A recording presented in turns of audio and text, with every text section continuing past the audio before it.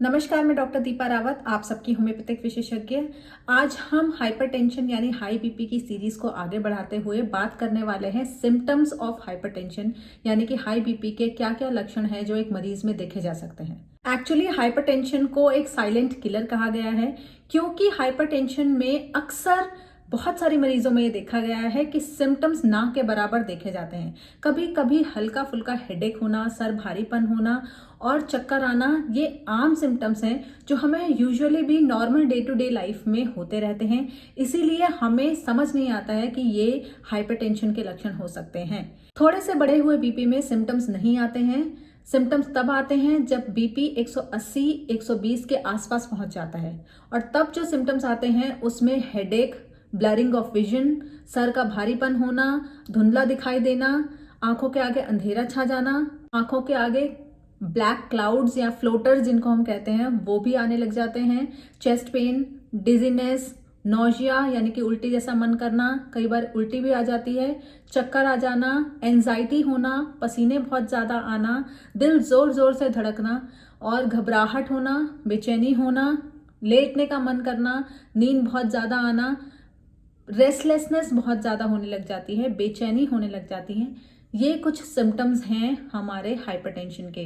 Hypertension के symptoms को कई बारी एंजाइटी या पैनिक अटैक के सिम्टम्स से कंफ्यूज किया जाता है। जो साइकेट्रिक पेशेंट्स होते हैं उनमें ये सिम्टम्स देखने को मिलते हैं, तो हम कंफ्यूज कर जाते हैं कि पेशेंट को एंजाइटी हो रही है या फिर पेशेंट को हाइपरटेंशन की वजह से ये सिम्टम्स आ रहे हैं। अब ये सिम्टम्स हाइपरटेंशन के हैं या एंजाइटी, स्ट्रेस या पैनिक अटैक के हैं, ये हमें तभी पता चल सकता है जब हम अपना बीपी को मेजर कराएं। बीपी मेजर करने का तरीका क्या है? दोनों आर्म से यानी कि दोनों हाथों से बीपी का मेजरमेंट हो सकता है। लोगों को यूजुअली लगता है कि लेफ्ट आर्म से या राइट आर्म से बीपी का मेजरमेंट होना चाहिए, वो सही होता है।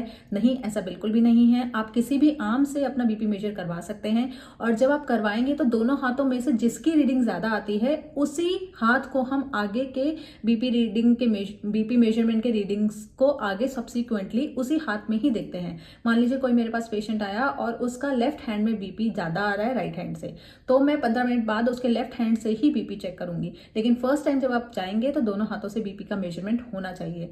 और एक रीडिंग से कभी भी हम ये नहीं बता सकते कि पेशेंट को हाइपरटेंशन है या नहीं।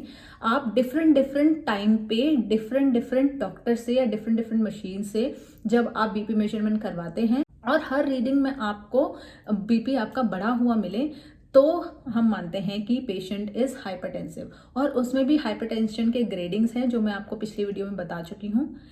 अभी इस वीडियो के लिए इतना ही। अगर इससे रिलेटेड आपको कोई भी क्वेरीज हैं तो मुझे मेरे नंबर पे आप पिंग भी कर सकते हैं। हमारा एक टेलीग्राम चैनल है जिसका लिंक मैं नीचे डिस्क्रिप्शन बॉक्स में दे दूंगी, उसको आप ज्वाइन भी कर सकते हैं और वहां पर अपनी सारी क्वेरीज मुझसे पूछ सकते हैं। वो क्वेरीज आपसे रिलेटेड हो या आपके किसी फैमिली मेंबर या फ्रेंड से रिलेटेड हो, चाहे वो बीपी, शुगर या इन लाइफस्टाइल डिजीजेस से रिलेटेड ना भी हो, तब भी आप उन क्वेरीज को टेलीग्राम चैनल पर पूछ सकते हैं। Thank you so much.